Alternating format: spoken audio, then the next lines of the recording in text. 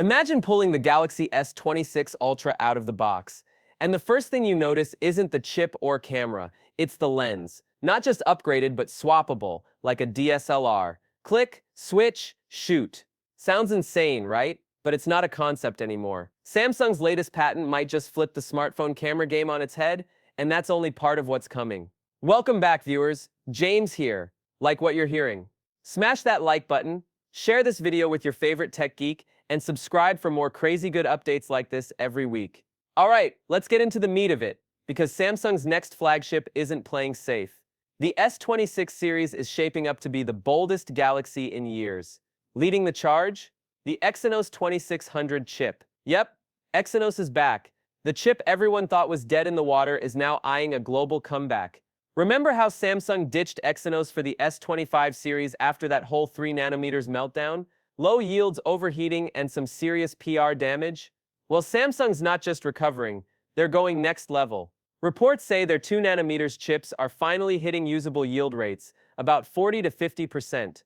That's still below the gold standard 60%, but considering where they were, it's a rocket boost. If Samsung nails it by November 2025, we could see Exynos powering the regular S26 and S26 Plus in Europe and other regions, while the S26 Ultra stays locked with Snapdragon's most beastly chip to date, the Snapdragon 8 Elite Gen 2. Now get this. Qualcomm's new chip might drop earlier than usual this year. Leaks suggest a September reveal, possibly to outpace MediaTek's new Dimensity 9500. That's not just timing, that's chess, and Samsung's playing right into it. The Ultra will get a Galaxy-optimized version of the chip with faster Prime cores, LPDDR6 RAM support, and that monster Adreno 840 GPU. Performance boost? Up to 25% over last gen. But here's where it gets juicy. Samsung might finally ditch the S Pen silo. I know, controversial move, but it makes space. Space for what? A rumored 7,000 mAh battery. 7,000. That's tablet territory. By removing the pen slot and possibly adopting silicon-carbon battery tech, the S26 Ultra could go all day and then some without bulking up. Plus, there's talk of a variable aperture camera that ditches the secondary telephoto lens altogether. More room, more power, more possibilities.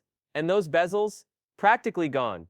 The S26 Ultra might push a nearly 7-inch display with ultra-thin borders, making the phone look like a slab of futuristic glass. Still a punch hole for the front cam though. Samsung's not ready to risk under-display selfie quality just yet. Meanwhile, back to those camera lenses. Samsung's patent shows a magnet-based modular lens system that automatically detects and adjusts settings based on which lens you attach.